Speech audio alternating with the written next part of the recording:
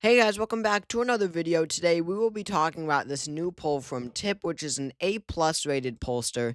And their polls are very interesting. They release a new poll every single day. This is the same group of respondents, and just a few of the respondents change who they're voting for day by day, which creates this map or this graph as we go along, where Donald Trump took the lead at one point, Harris had a strong lead at one point, and it goes back and forth. So they released a new poll today that shows Kamala Harris at her strongest lead in quite a while, as you can see, a 3 point lead nationwide, which would probably, I mean, almost definitely result in a victory in the electoral college, 50%, which is a +1 gain just from yesterday. Again, they release a new poll every single day. 5 days ago, Trump was ahead by 2.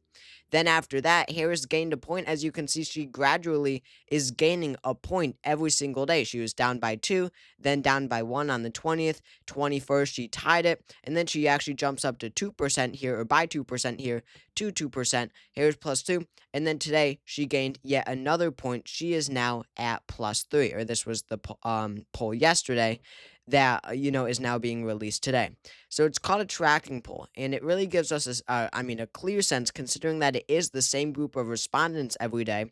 It really does give us a very clear sense of how this election forms as we move along. So as I said, Kamala Harris had a strong lead for quite a while. Of course, this was during her peak, not too long ago, really though. And then Donald Trump took the lead. This was a really concerning point for the Harris campaign when she was down by 2 nationwide to Trump. But ever since then, she has been able to narrow it up. And just recently, just today and yesterday, these past few days, she has surged. Just a few days ago, she was at 47. Today, she stands at 50%. Donald Trump went from 49 all the way down to 47. So a 3 point lead is very strong, especially looking at the trajectory of where she is. And again, Tip is an A plus rated pollster. If you're going to trust a pollster, it's going to be Tip. If you have a set of favorite polls, Tip should be in that group. So this is, absolutely excellent news for Kamala Harris. These new Tip polls that have been released, and she has also really, gotten some other good news. And this is my current forecast. I think that she wins. I think that she's absolutely favored to win. And more than any other states, I'm undecided about Georgia and North Carolina. They're tilt Republican states. But she also has a couple tilt blue states, Wisconsin and Arizona. Yes, those could easily go to Donald Trump, but I'm even less confident, really, in calling North Carolina and Georgia. In my forecast, these have narrowed up since these new batch of tip polls were released. Georgia, North Carolina, the early voting looks extremely, extremely good for Democrats. So do not be surprised if, in my new forecasts, every few days as we approach the election, we're now just 12 days away. Don't be surprised if you do see Georgia, especially Georgia, flips blue. Obviously, both are possible. I think that Harris can very well win a 7 state battleground sweep. I know that sounds insane to hear, considering everything you've heard about this election being a pure toss up and Donald Trump being favored in some forecasts and whatever, but it is absolutely possible. Looking at all things considered, especially this trajectory, that Harris does carry all battleground states. So out of the 7 battlegrounds, all that remains right now in my forecast is Georgia and North Carolina.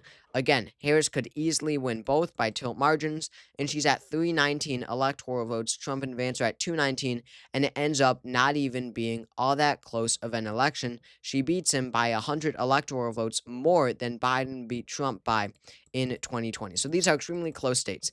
I'm currently thinking that Georgia, honestly, is a razor thin margin, something like 0.3% in Trump's favor right now. North Carolina does look a little better. For quite a while, North Carolina, I thought, would be more blue than Georgia. However, the early voting looks good in both states for Dems, but it absolutely looks astounding in Georgia, actually outpacing in some parts of the state the the margin in 2020, that is, when it comes to early voting. And I mean, I saw a chart here about the early voting from Hurricane Milton, and it is actually having a huge impact, unfortunately. Of course, this is a negative thing no matter who you support in this election, but voters along the path where Hurricane Milton destroyed these communities, they are turning out to vote in early voting much, much less. And of course, I this is completely objective here. Obviously, this is an awful thing. But these the places that were hit by Hurricane Milton were chiefly red areas, right? Rural areas that are going to break towards Donald Trump, right? It didn't hit the Atlanta area where it's heavily Democratic. It's hurting Trump areas. That is something we do have to consider in a state that's so razor thin, right? We wouldn't talk about that if it was like Wyoming or West Virginia or New York or even, Minnesota or New Mexico or Virginia. It still wouldn't be enough, to change the outcome of those states also. But in such a razor thin state like Georgia, it actually could make an impact. Biden only won the state by 0.2%. So, definitely awful. I, of course, encourage anyone or everyone to go out and vote. It's awful. It's such a bad thing that, something like a hurricane is whatever, making people turn out to vote less. But we have to talk about the facts here, and it is really having an impact on early voting so far. So we'll see how that plays out. But anyway, there is also more good news for Harris. As we approach election day, I'm going to do more of these, daily update videos, basically, where I go through all the new data that we have, all the new, my updated forecast I'll bring up every day, of course, since that's important. Every single day matters. In a forecast when you're 12 days away from an election. But also we've got this. So a pollster, I don't know about this pollster. I've never heard of them. I don't know how accurate they are. But based off the results, they're, very reasonable. It seems like they could be accurate. But this pollster polled what's called Bellweather Counties in Pennsylvania. Now, this means that these counties typically predict how an election is going to go. They decide the winner of an election. So we've got Northampton. They voted for Biden by 0.7%. They also polled Lehigh County, I guess, Lehigh County, I don't really know, which voted for Biden by 8. Now, Lehigh County isn't exactly a bellwether county because they voted for Hillary in 2016. Hillary lost Pennsylvania and the election. However, you look at Northampton. By the way, these are the two counties that this pollster polled.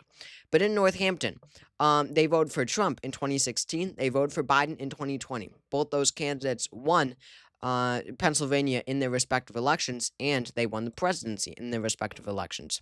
Northampton voted for Obama in 2012. They voted for Obama in 2008. They voted for John Kerry in 2004. However, John Kerry did, in fact, win the state of Pennsylvania. The last time they voted for the person who lost their state, let's see, 1996 was not it, nor 1992. And then we don't even have any county data.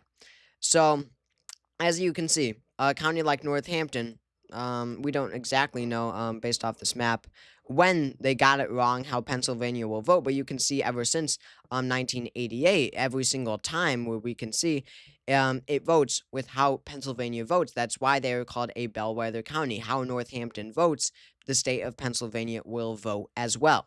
So, to see such a small margin for Joe Biden in Northampton, that was important in 2020 because he did win the state by a very similar margin. Now, let's look at what this poll says about 2024. Harris is ahead in Northampton, and not just by 0.7 like Biden. She is outpacing Joe Biden by 3 percentage points. She is leading by 4% in Northampton right now. Biden won it by 0.7. She is outpacing Joe Biden by 3.3 percentage points. Now, this whole election has been about how Donald Trump will gain from his numbers in 2020, how this will be a close election, obviously, closer compared to 2020. But as you can see in this poll, in this Bellwether County, Pennsylvania, is voting with Northampton, is voting for Kamala Harris by a stunning 4%, more than Biden, more than Hillary, obviously, more than or matching 2012 margin with Barack Obama, where he won the state by 5 points. I know I'm going to sound crazy, but this is a possibility. A near 5% margin in Pennsylvania, I believe, is a possibility. There will be record turnout in the suburbs. This would have been such a higher margin if the suburbs had been more on Obama's side. Now they're on Harris's side. Yes, Harris will suffer losses in these more white working class areas like Erie County, of course, in Allegheny County, but there will be a surge in suburban support for the Democratic Party this election, even compared to 2020, but 2016 and especially 2012, where that includes a county like Northampton, where yes, Kamala Harris will, I believe, just like this poll says, will get near how much Obama won it by in 2012, and ultimately get near the 5% that he won Pennsylvania by. I have it as a lean margin state. Obviously, she won't win it by 5%. But I think that she is on track to actually outpace the 1.2% margin that Biden won Pennsylvania by in the 2020 election. Harris will win Pennsylvania. I am certain of that. I have been this entire race. Pennsylvania will go blue. Michigan will go blue. I'm extremely confident on those calls, to be completely honest. Wisconsin and Arizona obviously are iffy. Wisconsin less, but Arizona absolutely. I know this is a very hot take to have Arizona blue, but there's something missing about Arizona. It's supposed to be Trump's best state, but I mean they completely rejected Republican candidates in the 2022 elections. Despite the it being supposed to be such a red wave year. And abortion ended up being extremely important to them when it came to voting for Democratic candidates. And you've got an increasingly influential suburban vote, right, in Maricopa County. That's what brought Biden to victory. Just like Texas, just like Pennsylvania, just like Georgia, you've got these growing suburbs where people from more Democratic liberal states like California, Virginia, New York, they are moving to these states, to these suburbs, and these states are ultimately becoming more democratic. That will be extremely important. And Arizona has an abortion referendum on the ballot, not to mention. But yeah. So when it comes to the tip poll, Harris is surging. In the latest data that we have, it's really, I believe, an effect of this new step that the Harris campaign is taking in actually going out now and doing these media appearances. They should have been doing this from the beginning, but now they are actually starting to do it. Of course, there was the presidential debate, but before that, even for a time after that, she rarely did any interviews. But you have noticed in these past few days, she did. Of course, the 60 Minutes interview was a week or two ago now, or probably 2 weeks, 2 or 3 actually. But you had her go on Fox News. You had a CNN town hall, widely huge ratings by the way, on that CNN town hall. You had what did I say? The Fox interview, I think so. But you have had Kamala Harris and Tim Walz really go on this media blitz, and that has been extremely important. Of course, you've heard about all the podcasts and all that, and of course, Harris is going. She has, of course, like celebrities, stars joining her at campaign rallies, even today in Georgia, where you had Eminem.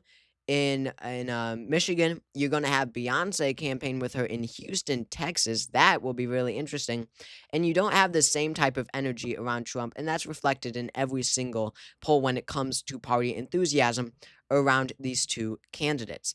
So Harris is really getting out her name more, and the problem really um was for the let me put it this way. Of course, Harris was down in every hypothetical poll before she became the nominee, and it's clear that once Americans or that the only problem Americans had with Harris was that they hadn't heard from her enough. And even if these aren't whatever, out of the park, right? Performances in these interviews, they don't have to be.